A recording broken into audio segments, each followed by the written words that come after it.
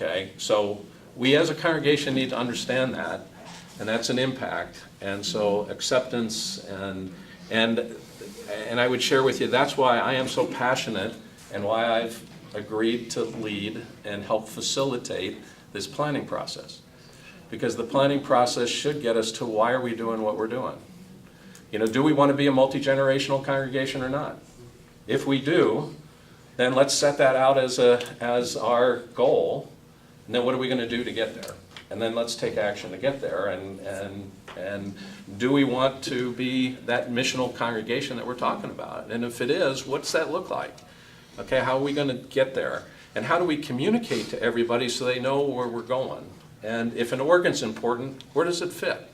How does it fit into what we're doing? So the whole our congregation can know about that. That was a prayer that, for those of you that have been around a while, that we used about 10 years ago when we went through the visioning process in which we created the vision statement of "You matter to God, you matter to us." And it was kind of a prayer of letting go that God's leading us. And part of what we want to do today is talk about the planning process that's underway. And in this planning process, you develop a plan. And it's God's plan, it's not our plan. But as humans, we do the best we can to listen to what God's saying to us and develop a plan, and then hopefully refine that plan over time. So this is one of the listening sessions in the process of the development of a plan. To frame this, you know, you've got some of you have a document in front of you. Some of you, everyone who has an email address received this via email. We're not going to go through this document. The purpose of this is just background information that of where we've been from a planning process and what we're doing. But we're in the midst of listening, and this is a bottom-up process in which we're looking for congregational input. And we've been doing top-down, so we've been kind of dreaming. If you think of dreams, and we've had 2 congregational sessions in which we had some dreaming brainstorming. And that dreaming brainstorming led to a leadership council retreat that happened in April, in which we captured those dreams and thought in terms of what that might mean 10 years out, 5 years out, what that might mean in terms of goals we would set 3 years from now, and what we would do next year in 1 year. You know, what would be our 1-year initiatives? And this evergreen cycle is, let's set that up, let's capture what we can in a year, and then let's do some things with our 1-year initiatives, and then let's redo that planning cycle again. Congregational listening, ideas, dreams, inputs, and refine the plan every year. The purpose of this session is to move from the dreaming, which would be the 10-year out thinking, to now. We have a strategy in place, and that strategy is the utilization of worship and education, of small groups, and of mission service to accomplish our vision of "You matter to God, you matter to us," and our mission of being the hands and feet of Christ in the community. And so what we want to do is use this session to gather input in a constructive way of what might we be able to do better, differently, in regards to worship, small groups, and missional service. What's working, and what would we like to see enhanced in regards to what we're doing. So that's the purpose of today. I'd like to, if you'd bear with me for a second, take us to the second reading that was read today at church, Paul's letter to the Galatians. And the letter says, or Paul writes in this letter, "Now before faith came, we were imprisoned and guarded under the law, until faith would be revealed. Therefore, the law was our disciplinarian until Christ came, so that we might be justified by faith. But now that faith has come, we are no longer subject to a disciplinarian. For in Christ Jesus, you are all children of God through faith. As many of you as were baptized into Christ have clothed yourself with Christ. There is no longer Jew or Greek. There is no longer slave or free. There is no longer male or female. For all you are one in Christ Jesus. And if you belong to Christ, then you are Abraham's offspring, heirs according to this promise. So, Pastor's sermon of the will and the reading of the will, we're all heirs of the promise by grace and through faith. Dave kicked off the leadership retreat of council and other leaders as we looked at our dreams and where we wanted to go, couched in something that Kathy Lessman really surfaced through our planning facilitation team. And that is that relationship and relationships are important. Not necessarily my relationship with Dave, although that strengthens things, or my relationship with Polly, but what's really important is a relationship with God and helping to facilitate people to understand and learn and hear about the promise and know the promise and develop that relationship with God such that there's joy and hope.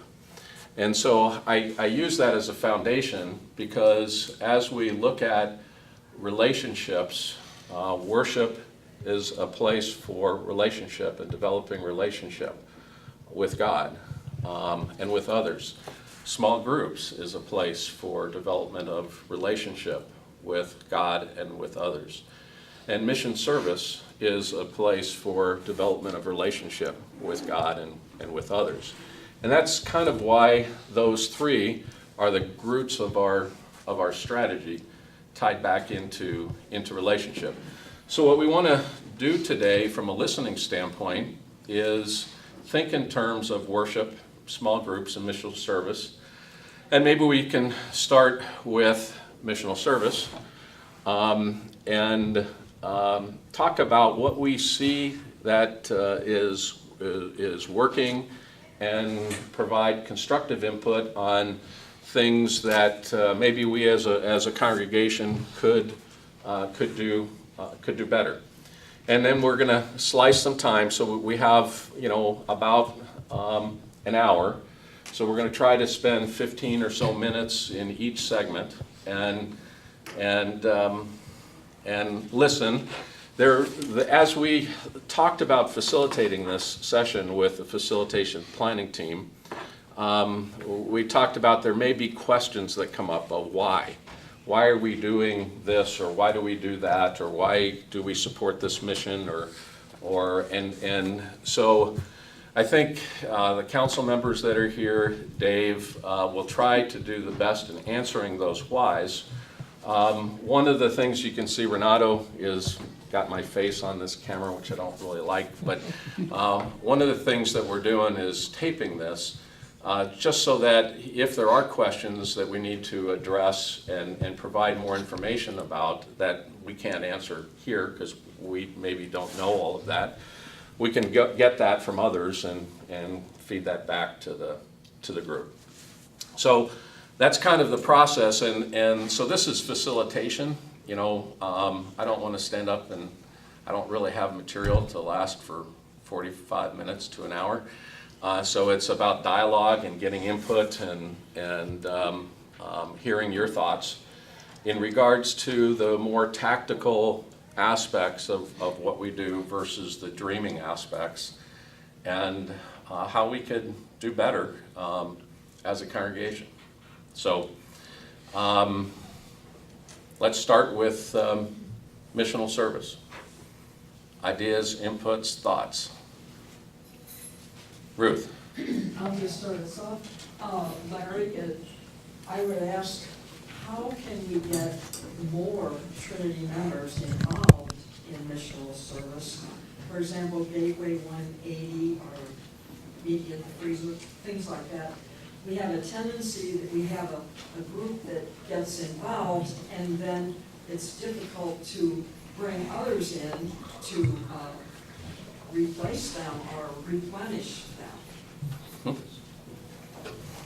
So Ruth, your comment is one thing that we could do better as a congregation is look for ways to get more members engaged in hands-on service. Anybody have any ideas of how we might be able to do that? Everything works best with a personal invitation. Personal invitations. Okay? I mean, it's a phone call, it's a hand on the shoulder, it's,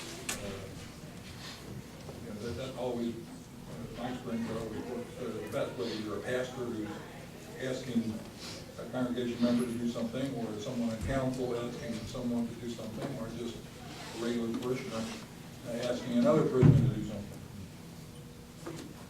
Okay. It also comes with accepting what they have to give. Total acceptance, non-judgmentalness, and just gratefulness that they're there. Christy? Bringing it back to small groups, because small groups, usually have missional service as part of what they're about. So if we can work at increasing in our membership in small groups and helping people understand the great benefit of being in a small group, then small groups together do missional service. So it's kind of tie together. It works really nicely. So strengthening the whole area of small groups and the acceptance of people into small groups will lead to more hands and feet, because we'll have more small groups for the missional service. Holly? I know in Meet Me at the Freezer, we've tried really hard to offer our opportunities for missional service to occur at different times. Some are on Sundays after church, some are in the evenings on Friday during the week. And I think that is something that has worked for us, but it's something I can think of that for the bigger congregation to offer different timings. We're not a society anymore that women just meet together during the lunchtime, because people are working and stuff like that, or, so we've just got to be more creative in when we meet and when we do missional service. Okay, good. Larry, I feel strongly that the small groups or missional service groups make a concentrated effort to recruit members into their groups and plan well to have something meaningful for them to do once they accept the invitation and feel part of the group. I think that would help success. So you're pointing back to that small group and intentionally the small groups trying to increase membership is an area that would really help in the mission part of what we do.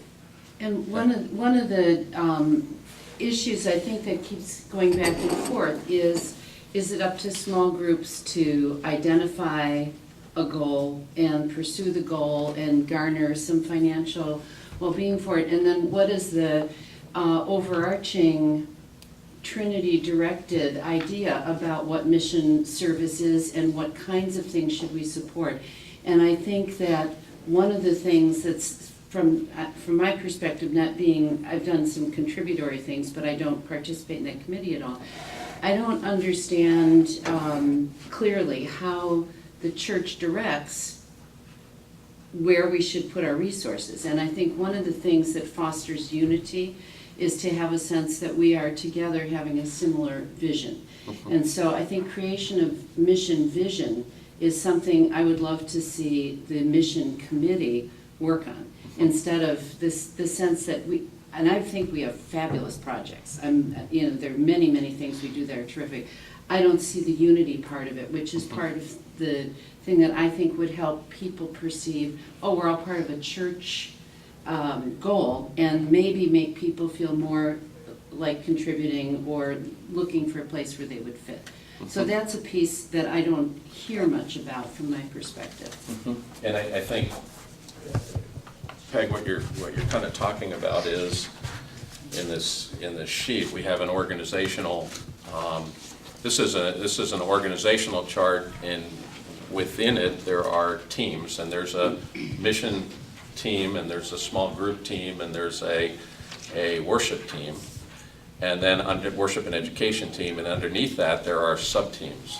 And if I'm hearing you, so don't let me put words in your mouth, but that having that team functioning on a more broader, helping us understanding the shared missions we're wanting to support and why, and then helping mobilize that, that would be helpful.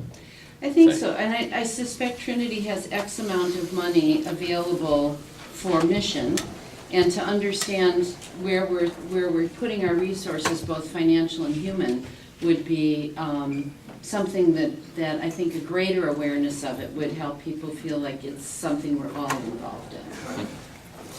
Along those same lines, I think, it would help if we maybe had more of an emphasis on the types of missional service. Are we talking in terms of service to Trinity Church or the Lutheran Church as a whole? Or are we talking about missional service outside the church, humanitarian type efforts, education, these kind of things? And following up on what Peg says, any volunteer efforts that we get directed toward in-house Trinity efforts can reduce the need for staff funding. So I think we need to emphasize both. Yeah. And kind of clarify. So your input here is helping with the clarity of what is our mission field? What's our need? And what's the need around that? You know, we have boxes here that talk about the synod and boxes that talk about local and international. But what does that really mean, I think, is what you're saying, and how do we add clarity? So on a shorter term initiative, we could be working on how might we add clarity and how does that fit into the broader vision and mission of Trinity?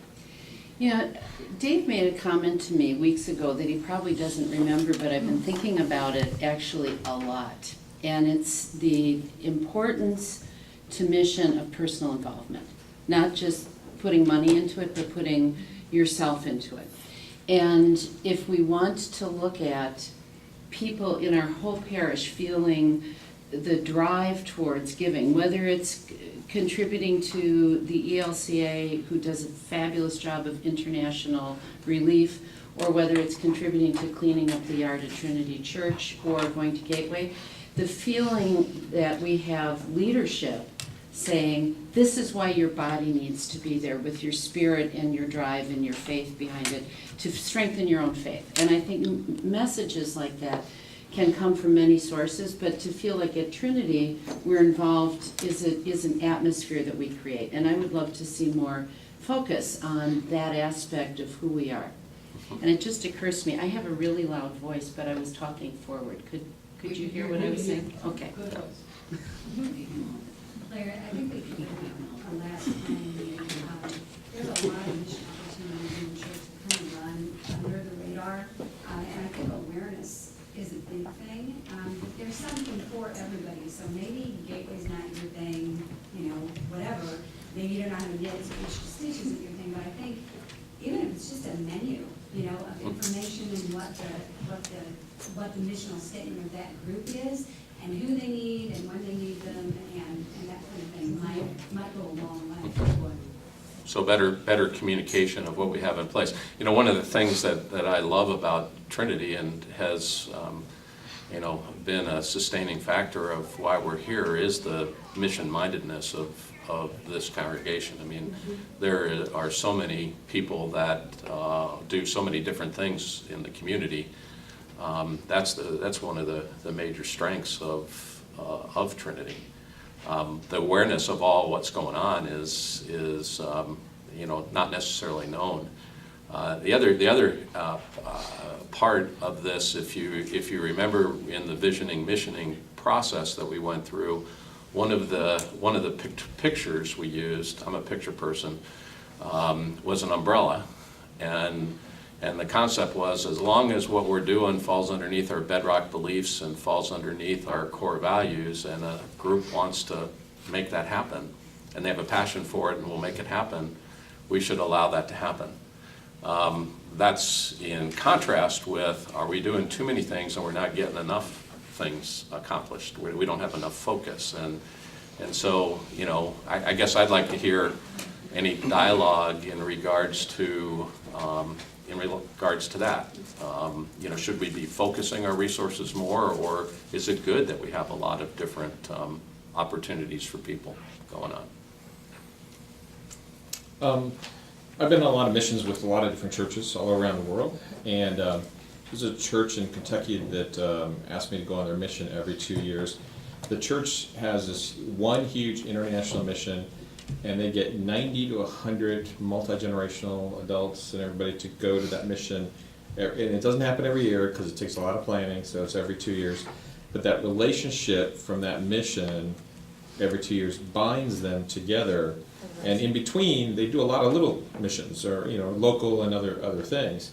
But it's a 10, 20-year commitment that they've made to this international program. And so something like that, I found it interesting, because even though I don't go to that church, they're multi-states away, but going to that, those people are constantly connected to me in a lot of different ways.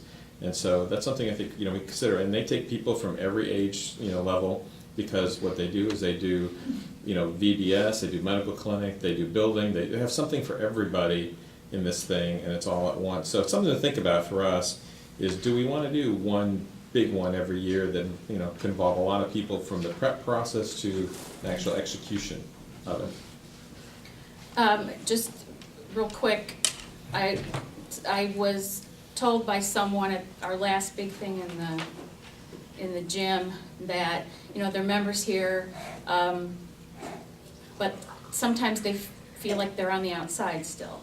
And I think this is one of those things. There's so many things going on, and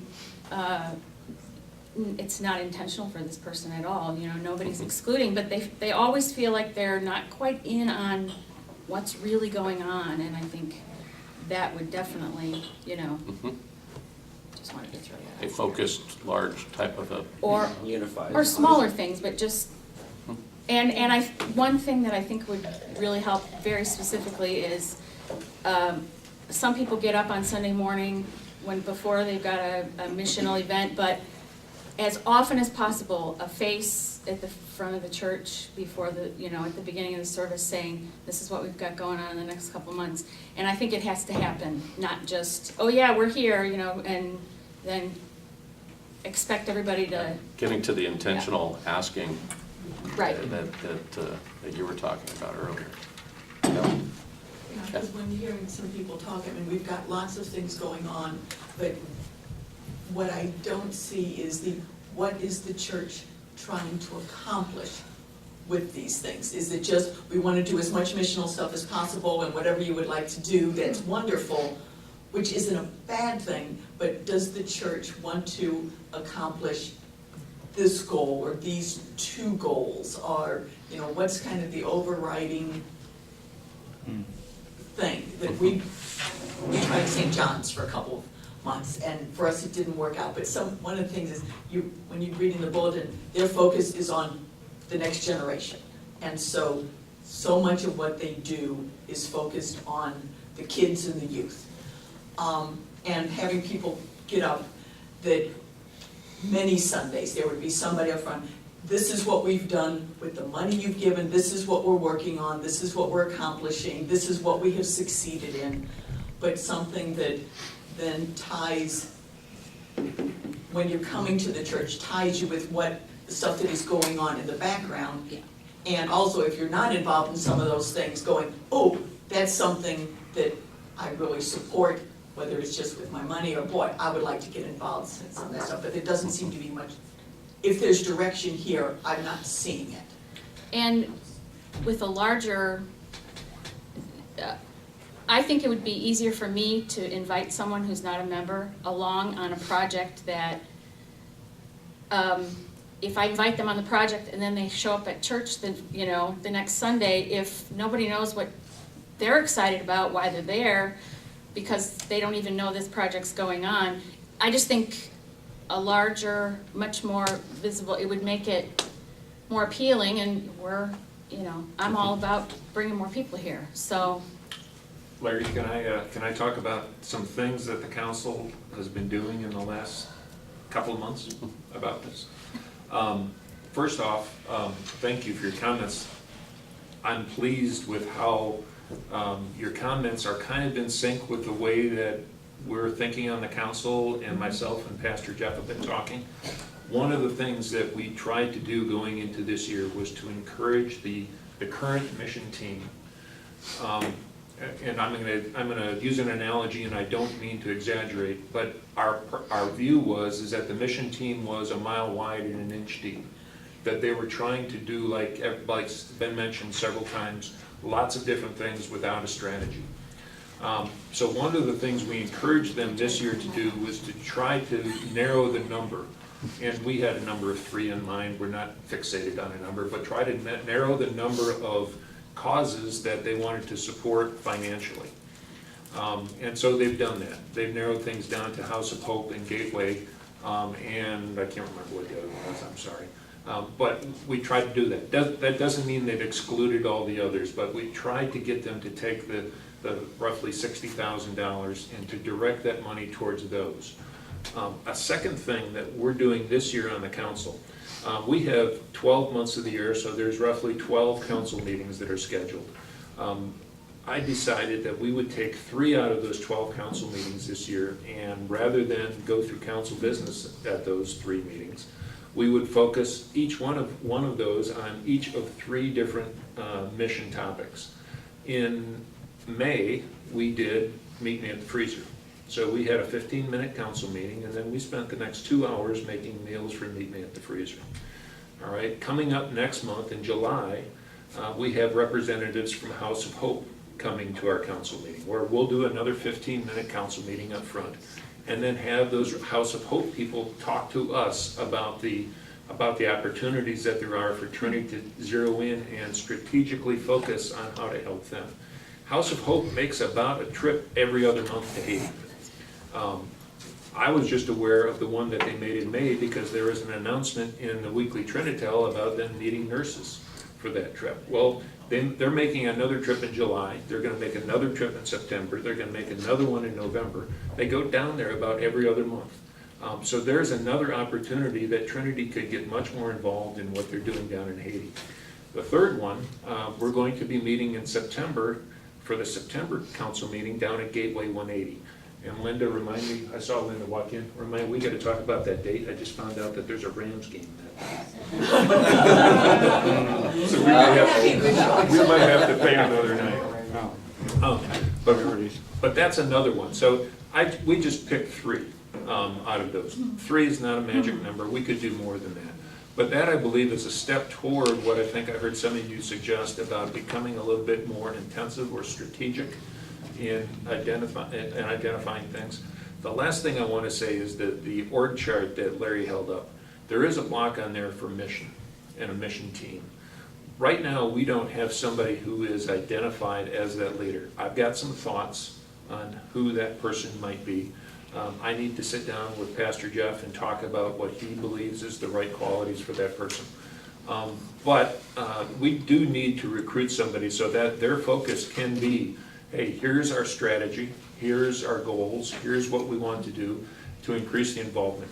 I mean, a mission project here at Trinity, you can look at the garage sale from last weekend. Yeah, it was last weekend. I mean, there was easily over 100 volunteers in our congregation that helped out with that in one respect or another. So it's possible with the Trinity membership here that we can generate the excitement and get the participation levels that we need for that. And I'd love to see that kind of participation and excitement for a couple of others, a handful of other type mission activities here as well. Go ahead. I can understand if there's if you use part of the service for somebody to get up at the front, then obviously there's time taken away from the rest of the service. But what I have found in the personal touch, it's going to be, I think it would be more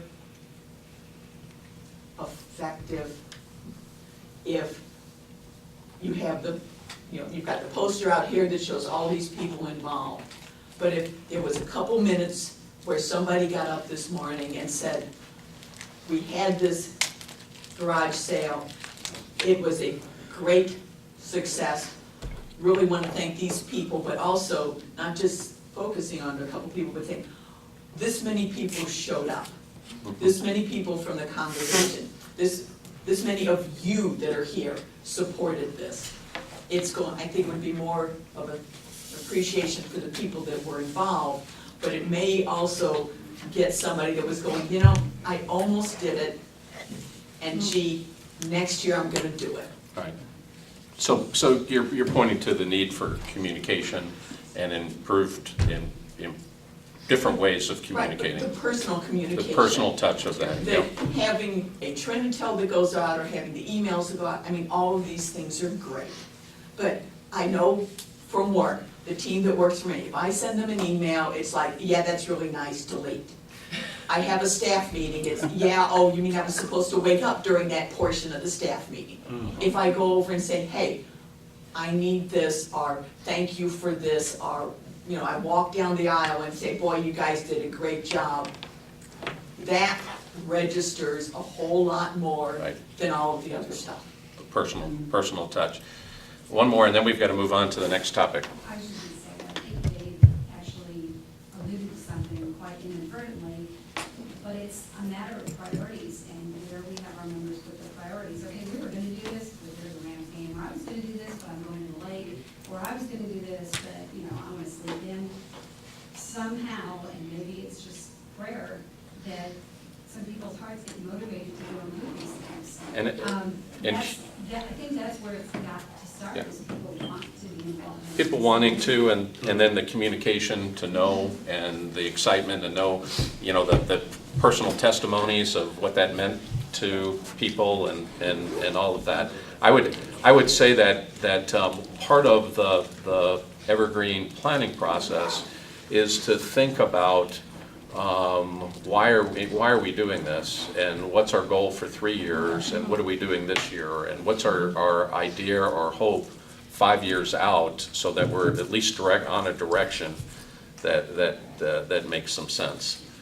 I was just going to say, when you're talking about doing things, everyone has different gifts. And we can use those gifts in whatever way is most beneficial. Yep. But I wanted to mention something about what Renato said. I know, for example, Good Shepherd always goes on these worldwide trips, Kenya, I think they're going somewhere in South America this year.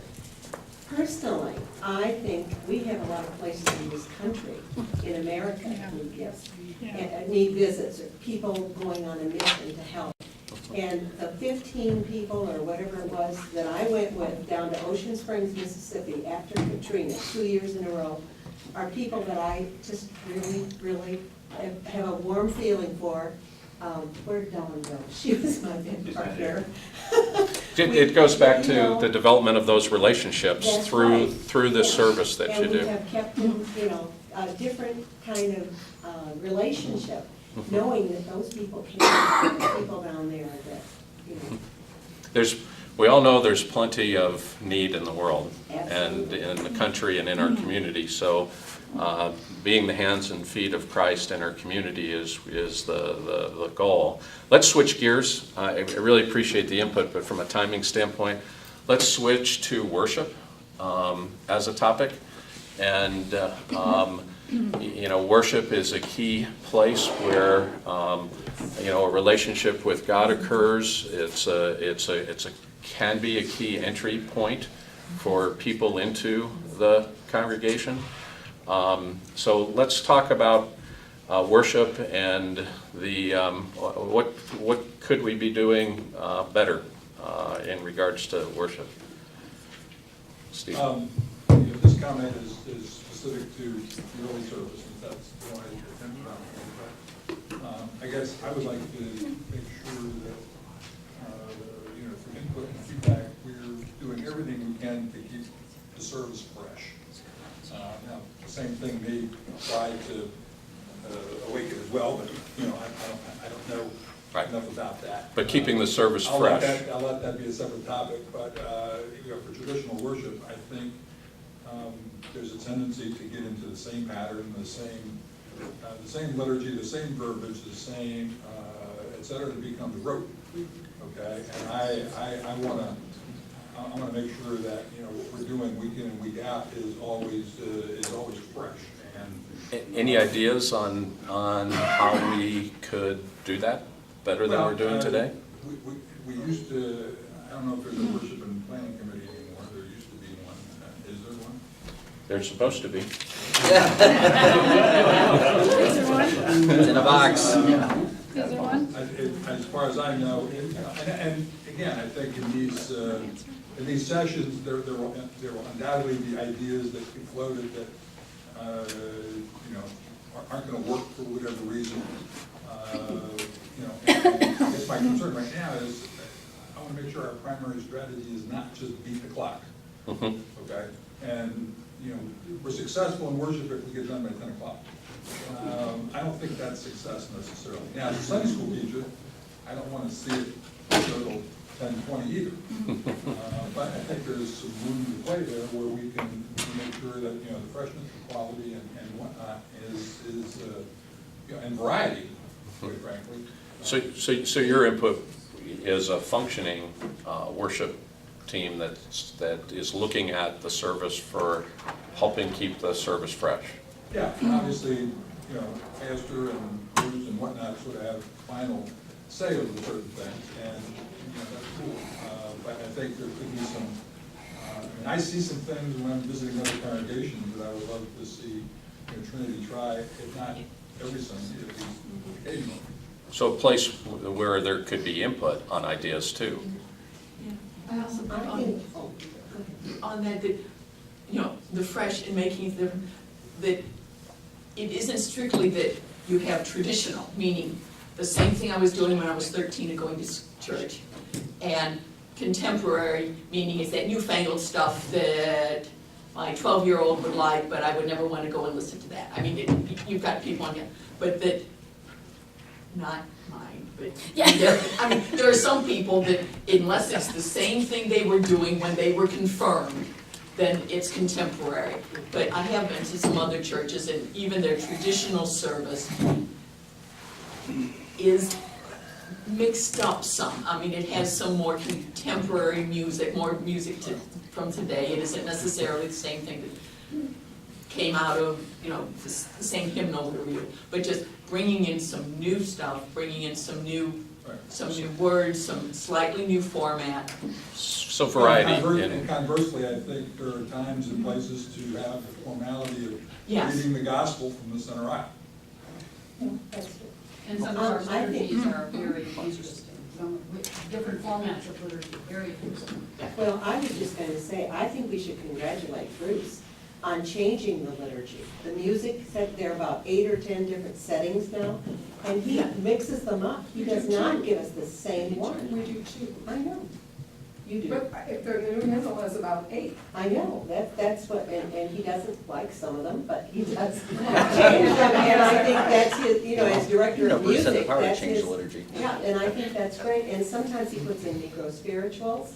Yes. And he puts in, Jim Ehrlichman isn't here anymore, but he used to play the bongo drums every now and then.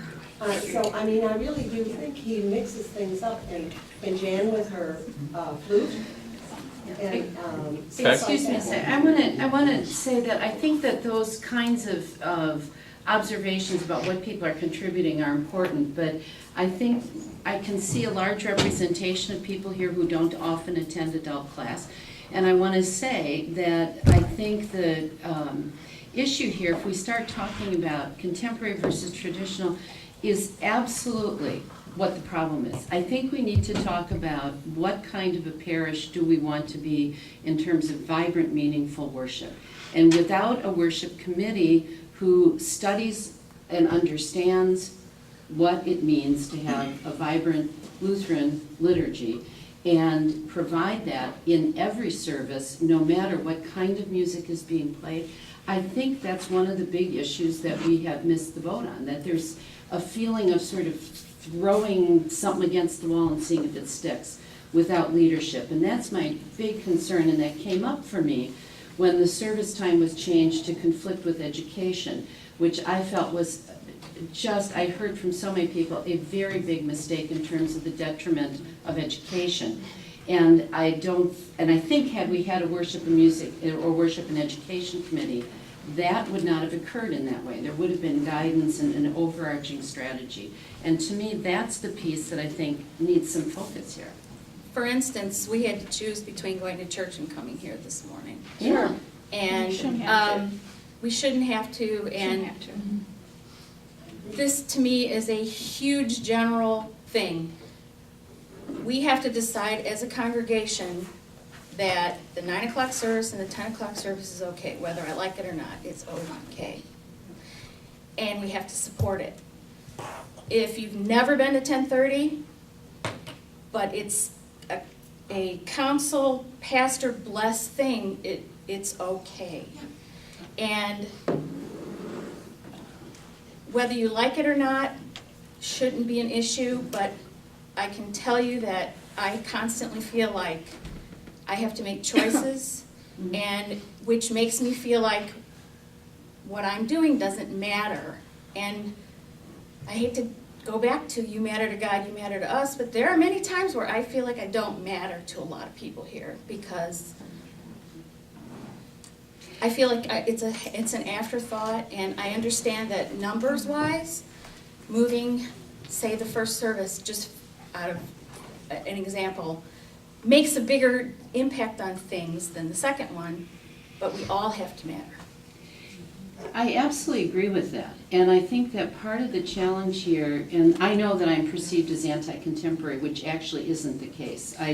I feel, and I'm not at all, I feel that the issue is about resources and education team, what times we have worship service. I know that we have challenges because we have little kids and elderly, and we want everybody to have a time to worship that works for them.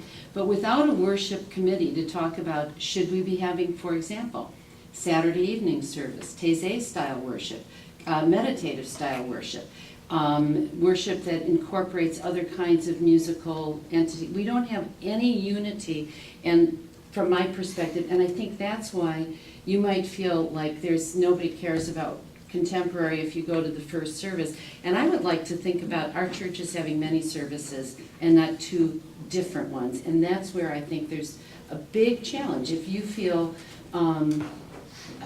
left out, I think that's a tragic result of having 2 different styles of worship without an idea about why we're doing that.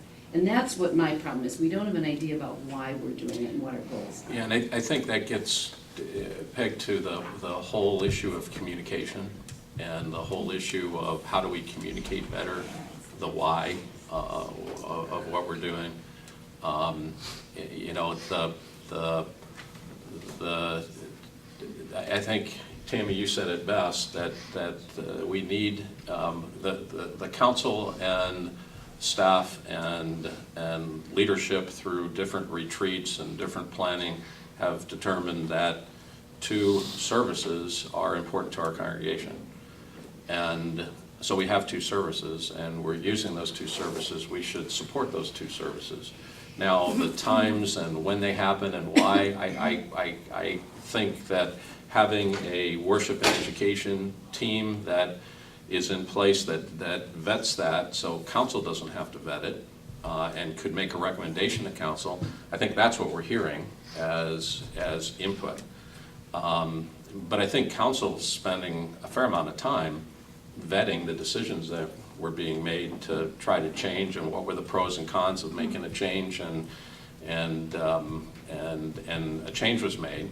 But then I'm not sure how good the communication of that change, came out in regards to why. And are you reviewing the results of those changes? Did it produce what you wanted to accomplish in that change. I'm really concerned that there is a conflict, that we as a congregation cannot have Christian education together, that there has to be a choice for adults and for children. It's like, that should be the focus, that there should be, you know, a standalone Christian education hour, that people don't have to decide whether I'm going to go to early service if that overlaps, or second service if that overlaps. And I would hate to think that people, you know, I used to be part of the Chicago folk service. I, you know, went to Valpo. I very much enjoy contemporary, but there's different forms of contemporary worship as well. And I think there's a place for both of them, and some churches do have it, like Saturday night. Sometimes that's more attractive to some families than a Sunday morning. But I'm Your first question was a question of evaluation. yes. And so. Because I'm concerned about, why the changes were made, was that effective? Is there any possibility of looking at it differently? I can't speak to the recent evaluation since time change, okay? But I can speak to, I've personally been part of 2 evaluation teams on the second service. The last one I participated with Earl Lindenberg and Dale Whitten, and the whole HR committee was involved in that, and we looked at the demographics, the numbers, the whole aspect of that. And so there was, I'm personally aware of that. I know there was an evaluation done that made a decision to go to a different time slot. So that was an evaluation that took place. So, but I can't speak to the current evaluation of what's happening. And maybe that's something we need to bring back to you. Yeah, maybe today is the day to do that. Right, right. One of the thoughts I've had is that we've kind of intentionally handicapped ourselves by not having a second ordained minister. Yes. Because if in fact we had a junior and a senior Yes. pastor, we'd be able to offer, call it an 8 o'clock Sunday morning service, or a 5 o'clock Saturday service, or a Wednesday midweek service, because they can share the duties, which isn't possible now. And so I think in a way we've gotten ourselves into this box of trying to compartmentalize correct service times when to do youth and adult education by not having senior and junior minister. So I'd encourage the congregation, the council, to look at, for churches our size, is that a model that is more customarily adopted over what we're doing? I think that's great input, because if you went back in our history, probably our largest service participation was a 9:30 service at that 9:30 time slot. And we had adult education parallel to that, but that meant the pastor could not be involved in that adult education. Other people did the adult education. But Steve? Well, I think the other thing that's tied with that concept is the comment that was made earlier about next generation. And next 2 generations. So, you know, is that also part of what we need to look at? And that needs to connect all of the 3 areas: worship, small groups, missional service. And we got to have a theme in there that also looks at, you know, the next generation. I was actually, to that point, Steve, we actually had an opportunity to have the new president of LSTC, Lutheran School of Theology in Chicago, at our house, James Neiman, and he was talking about gathering input on the future of theological education for pastors and wanting to understand that. But he provided some data that was really, really interesting, in that, you know, the ELCA has dropped by 1 million members in the last 10 years. You know, significant drop in membership, which is similar to all of the other mainline denominations, except for the Roman Catholic Church. The Roman Catholic Church has stayed stable, and primarily because of the influx of people coming into the country. They're still losing the same number of membership like the other denominations.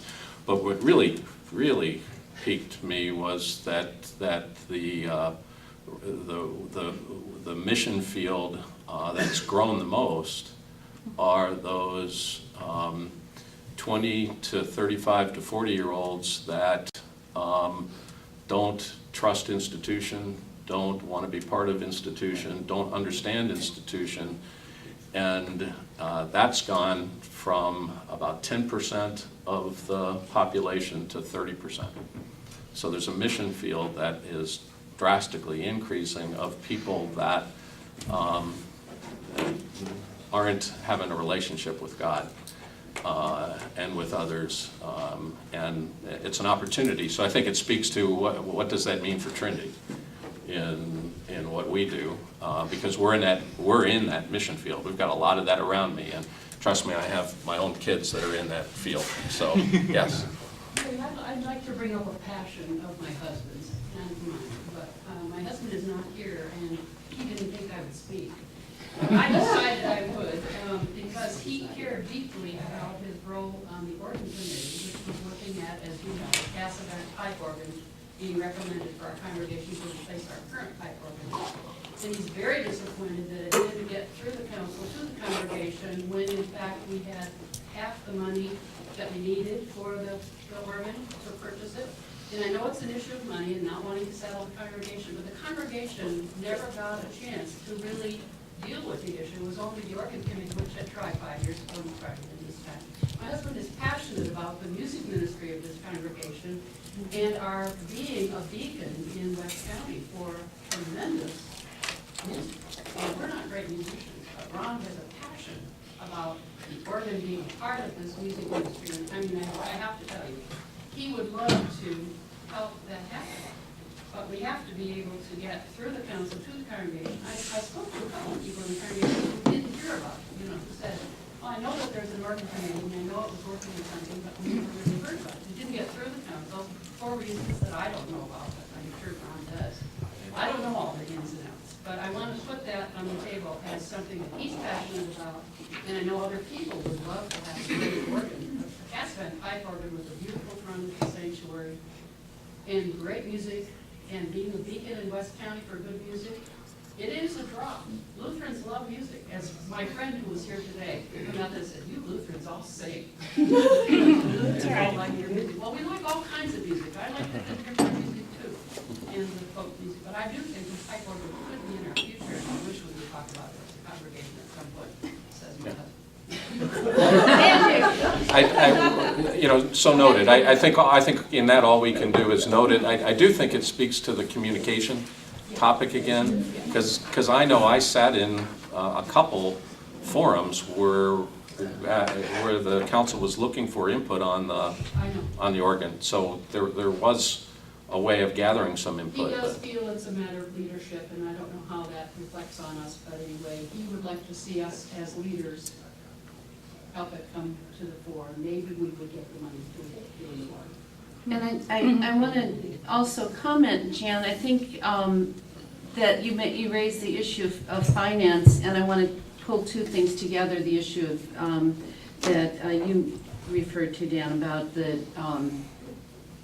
allotment of resources in terms of leadership to pastors or whatever. I think we have an opportunity to pull together to look at the actual staffing needs of our parish and where we're putting our dollars behind the leadership of the parish in terms of paid staff. And part of the big challenges, I think, is to get that right for our church, for our resources, and for our needs. And I raised the issue of, I think the financial contribution to the worship arts director is excessive, both for the position compared to other parishes, but whether or not we should be putting the money into that position as opposed to putting that money into an ordained position. Yes. That would be one of the staffing considerations I think we just have to take very seriously here. Because we're putting a salary behind somebody who basically does music, which normally would fund very well a pastoral position. And I guess all I would share with the larger group is, Peg, you're sharing your beliefs, okay, which is essentially you believe all he's doing is music. And I would say that, I've been supportive and participated in and believe in as a mission field that service. So I've participated in the planning of it, I've participated in the support of it, I've participated in going to it. And I see an individual that's doing a lot more than music. That's Larry Tejan's opinion, okay? I'm just stating that because that's, you know, my viewpoint, that's Peg's viewpoint. I think your input is we should really look at our staffing model. And again, because it's the time, you know, you're saying we should look at it, and I'll say again, because we've, you know, in my history here, we've looked at the staffing model a lot of times, and every time we've looked at it, we've landed on a single pastor and lay contributions for the staffing model. Maybe it's time, with all what we want to try to accomplish, to have a different model.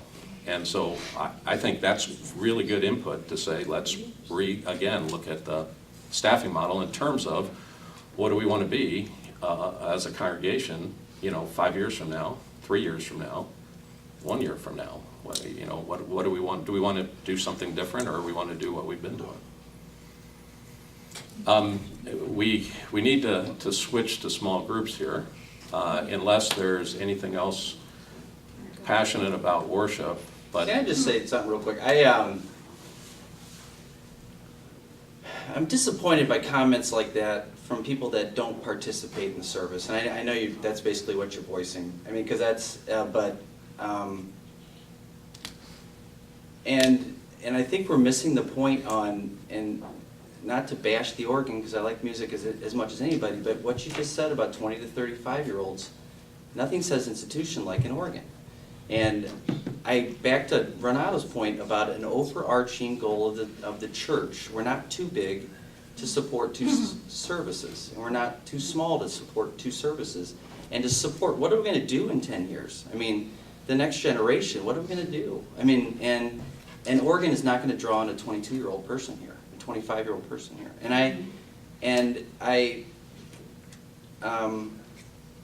It's just disappointing me, statements like that about in my mind, and again, this will be Larry Tejan, I don't think it's an either or. I don't know why it can't be both. Absolutely. But if it's going to be both, we have to have people that will fund both, that will contribute to both, that will make that happen. And quite frankly, we have an issue with that right now.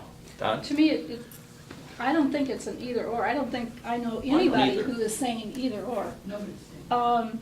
I am concerned, however, in wondering if, and I've asked before, in terms of the contemporary service, has there been any study by anybody in terms of what components really work the best for contemporary service? Because I am concerned about the numbers and why we are not attracting more. Back. At every moment, we're being held back.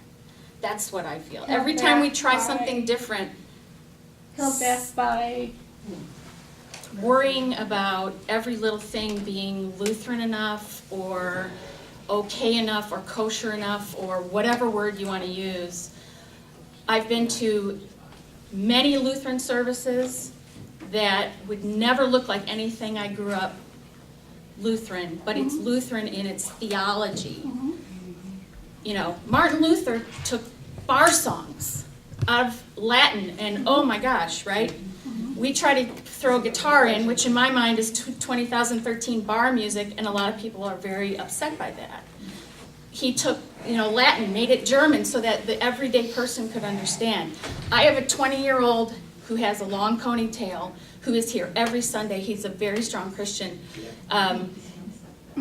People look at him funny. Our congregation look at him funny because he doesn't look like a good Lutheran boy.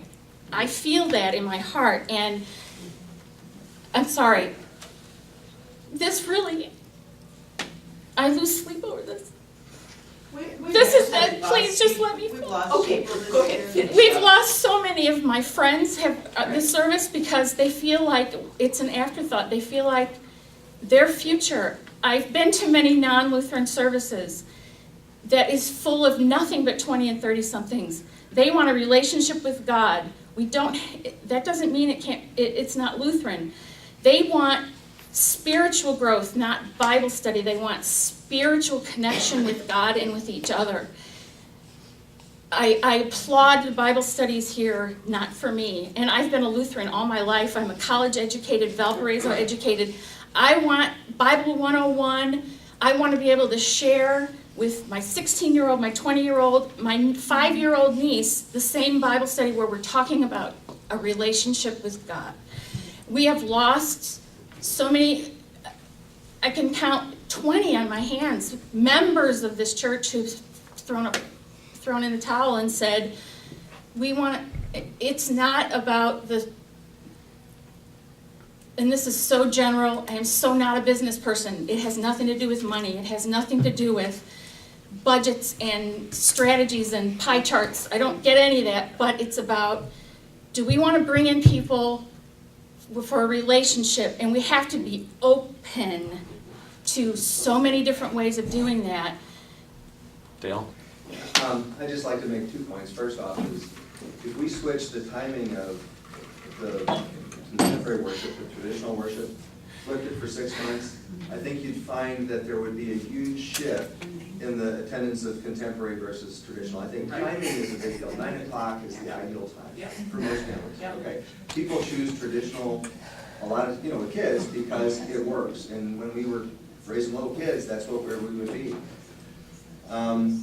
I think that's a simple thing. The other thing is I just point out seriously that Ross offered, our contemporary worship leader, has a unique skill set that when I was president of the congregation, all this stuff, this thing has come up multiple times.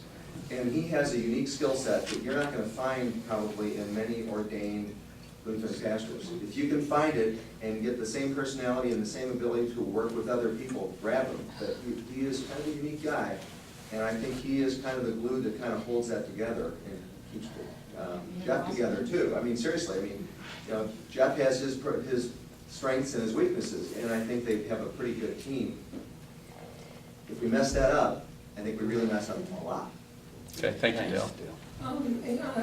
I am a traditional person. However, when I attend the contemporary service, I always leave with a spiritual blessing.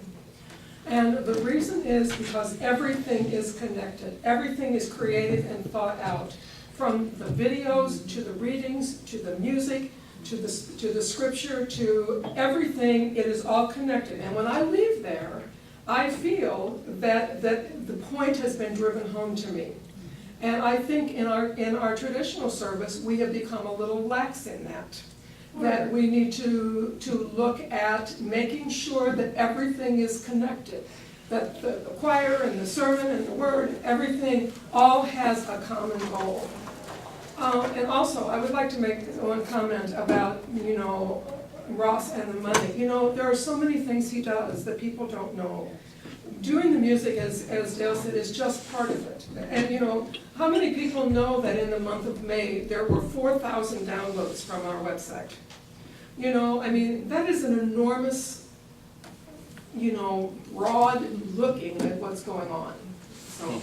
I want to say, I understand Ross does many different things here other than play music at the second service. And my comment is not about Ross, it's about the position and the salary for the position. And then maybe Ross needs to be identified with 3 or 4 different hats and 3 or 4 part-time jobs if we're going to do it that way.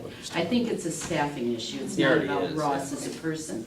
And I'm sorry Tammy walked out because I would have liked to say to her, I think there is a perception that people who are concerned about worship timing, like when is the contemporary service and does it conflict or whatever, that is a statement against the goal of contemporary, which I don't believe it is, but I think it's perceived that way. And there's a long history there, and she's very, very passionate about it, obviously. And I just wanted to say, I am clearly identified as a person who has spoken up about this issue in a way that I'm assuming has irritated some people, to put it mildly. But I really feel the lack of leadership and overarching strategy about what do we want to do with worship at this parish is missing. And Dale, your point is perfectly taken. Maybe we should be having contemporary earlier, and all of us old people, you know, who don't want to get moving so early should come later. Maybe that would be something to look at. I heard someone say the other day that contemporary worship is where young people will go. Well, little kids are awake early. You know, they're getting ready for lunch and a nap by 11 o'clock. So maybe that's, and so to me it isn't about how it exists right now, except that it's not working well for people to feel together as part of the same parish. And my thinking is we've got to get some kind of unity. And that's why I raised this issue. I feel like decisions are made without any kind of strategic thinking going on behind it. That's evident to me. I'm just going to repeat what I said at the beginning of the meeting. It has to do with acceptance. It has to do with loving guidance from God. It has to be with gratefulness that every living soul that comes into this church at night, at an AA meeting, wherever, they know that's what we stand for. We accept you, we love you, we want to be Christ to you. We don't care if you're whatever you are. Pastor says it all the time. I don't care where you've been, I don't care what you've done. It is what God's grace is all about. We don't have it as perfect as I think would make God smile right now. We just don't have it. So whatever makes us get it is what's going to make him smile. Absolutely. Sorry. Yeah, I mean, I've got to reiterate, and I'm sorry to interrupt, but having a vision, what are we trying to accomplish? And all this, if you've got some end state, even if the end state is 5 years from now, and then we have another end state 5 years, that making the decisions based on that. I think you have a traditional service or a contemporary service, you have different styles, but some of the traditional services I enjoy the most are the ones where we put in the music that is more contemporary, that is different, that is more upbeat, that feels more current, more connected, more relevant. We've got grown kids with grandkids that have come here and they don't feel it. You know, that whether it's the connection or whether it's the music, it doesn't feel like their life, like their world, and so they're not coming. I guess I'm concerned about, again, getting information about what works the best for contemporary. We've changed the time, I thought, like 3 different times to try and find that niche for people that would work in terms of they don't get up early, so we need to have a later time. And traditional is kind of adjusted to that. I don't think it's traditional that said, oh, contemporary, now you have to meet now. It's been trying to find that niche, and I don't know if there's work out there, studies out there in terms of what does work. It just seems that, you know, that kind of data or information might be helpful in planning how that service can grow. Again, I don't think there is anybody that I know of that it's like it's either or at all. It's just like right now it's not working as well as maybe it could or should. And why is that? Right, and I think you know, constantly reevaluating that's an important aspect. We're past time, and we didn't get to our small groups, and that's okay, because I think we had some really good dialogue. I would tell you that this topic, and I really appreciate your comments about love and acceptance, and you know, if we really believe you matter to God, you matter to us, then it doesn't matter if somebody's wearing shorts to church, it doesn't matter if somebody has a ponytail, we're just glad they're here, and they're in an environment where they can develop a relationship with God. And so how we can reach more people is what God's and Christ's commission to us was, and it pains and hurts me when I hear the term worship war. Okay, and I'm just putting it on the table that why would anyone want to come to this church if they heard that term? How does that fit with acceptance and whatever? Well, you might not have heard it, but I can tell you that I've had a personal conversation with 3 families that left the church that's why they left. Okay, so we as a congregation need to understand that, and that's an impact. And so acceptance and I would share with you, that's why I am so passionate and why I've agreed to lead and help facilitate this planning process. Because the planning process should get us to why are we doing what we're doing? You know, do we want to be a multi-generational congregation or not? If we do, then let's set that out as our goal, and then what are we going to do to get there? And then let's take action to get there, and do we want to be that missional congregation that we're talking about? And if it is, what's that look like? Okay, how are we going to get there? And how do we communicate to everybody so they know where we're going? And if an organ's important, where does it fit? How does it fit into what we're doing? So the whole our congregation can know about that. So we're late. With that passion, I would ask for two things. One, here's an organizational chart with a bunch of boxes on it. We need people in these boxes. Okay? In order to execute and do things, we need volunteers to be part of these teams that we're talking about. So that's one request I'd ask. The other is, we're going to continue these listening sessions. Get more people involved. Get more people to come.